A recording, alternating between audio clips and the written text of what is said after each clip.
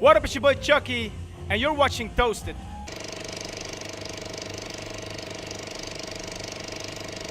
DJ Chucky, welcome to Amsterdam, man.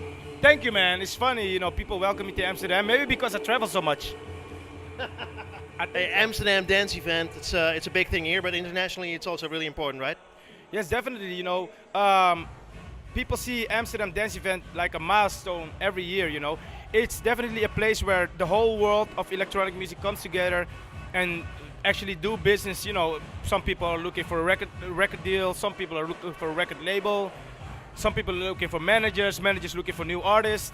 So it's definitely the place to be. One time a year, where everything happens. You told me yourself you got signed here, right? Yeah, definitely. I got signed. I actually had a meeting with my management here, the management I'm working with right now. I got signed. Yeah, so we had our meetings during the ADE, which is really good and which I can really recommend to new artists, new producers. It's definitely a spot you have to be at if you're looking for business. Hey, you are really blowing up. Things are going really fast for you. You're working with the biggest cats in the industry. You host your own night in Las Vegas, in New York. You're in Miami, a resident. You fly over 500 flights a year. Yeah. Yeah, What's happening, man? it's just the passion for music that keeps me going, and then also the fact that Dirty Dutch as a brand is going really well. So, we tell a story. We have like a whole nice production. We have a nice lineup of DJs.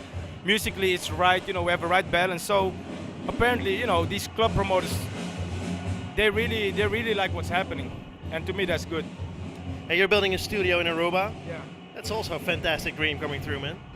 It's really cool. Knowing that you have an influence, you have a voice through your online network, social network. I took the liberty to talk to the Aruba government and try to make it happen for the local youth, to give them to facilitate them with a good studio so they can have a chance in this industry. It's amazing. Hey, you're a guy that's living the dream, but you also set your own goals and you achieve them all the time. What's the secret to your success? I think the secret to my success, as far as I have success, is dedication. I set my goals and I put little sub goals, and then I try to take it step by step. But definitely, the dedication part is where it's really at. If you keep on dedicated and you're aiming for that goal and you're going for it, it's gonna happen. I always had the impression that your music is very fun orientated. There's always an aspect of fun in it. Definitely, my music is designed for the dance floors. The dance floor is where it all starts for me. So if a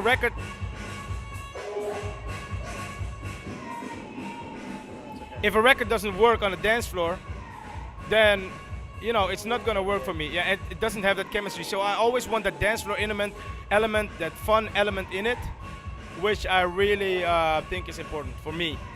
Hey, you're Dutch. Apparently, everybody knows this. A lot of Dutch DJs are really important and popular all across the globe. What's the secret to Dutch dance music, you think? I think the fact that Holland is such a small country, and there's so much talent in Holland. So the competition is really big. The level of starting as a DJ is really high. So you better be ready for it. And this is why, because it's so small here. There's a lot of quality. You played all the small clubs in Holland for a long time, and you saw the whole dance scene evolve. Do you still like the dance scene, and where do you see it going? I really enjoy the scene. It keeps on evolving every time. It's going further and further and further, and I still enjoy it because there's always like new things to do. Because of events like ADE. New things come together and new influences come together, and there's always something new being produced, and that's what really attracts me about the dance scene. At this point, so many different genres of music are embraced by dance music that it's really fun. Hey, you're hosting something really special. Dirty Dutch goes to the Brixton Academy. How did you pull that off, and what a chance, man. Well, first of all, when they called me that they wanted to do Dirty Dutch at the Brixton Academy, I was really surprised because that's the place where guys like Prince or James Brown or even Coldplay held concerts, even like Deadmau5 and Swedish House Mafia. And then here am I, doing Dirty Dutch, and they asked me for such a legendary venue. That's amazing.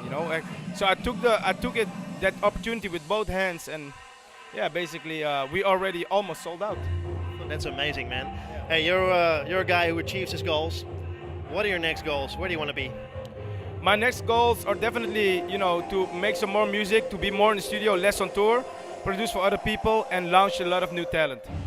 Hey, you're also more hip hop oriented, right? At this point in time. Definitely, I always keep my ear to the streets, and for me, hip hop is where I come from eventually, and I like to have that little hip hop attitude in my music. So that's how I keep it. Are there any big projects that you're working on? Any famous artists that you're remixing that we're going to listen to? Well, basically, talking about hip hop, I just finished a record with Lupe Fiasco and Too Short, and it's a girl called Snow. Yeah, it's really exciting. It's a totally different record. I went in the studio just to make house records, and then I got bored and wanted to do something else, and I delivered this hip hop record, and also did a new record with this new superstar called T Mills from LA, Wow. and then on the same record I have Red Fool from LMFAO. No shit. And it's also a different record. It's not a house record. It's more like a hip hop record. And when will that be released? Probably end of the year, beginning of next year. You can't sit still, right? Sorry? You can't sit still, man. I can't sit still. I love music, and it's my driving force. It's what I know. It's what I do. It's what I live and die for. People probably don't realize, but right now, as we speak, you're pretty much injured, right? You have it. Your leg hurts like hell. Yeah, a couple of weeks ago I got injured in Washington D.C. and the next day I went to the hospital, and the same night I was on tour. My doctor told me stay home, but I'm like, no, I gotta be on tour. So And now you're hosting your own show in the Ziggo Dome, and you're standing for 9 hours. I have to do this 9-hour set now, and hopefully I'll make it. We'll see. Well, now James Brown passed away. You're probably the hardest working man in showbiz yourself.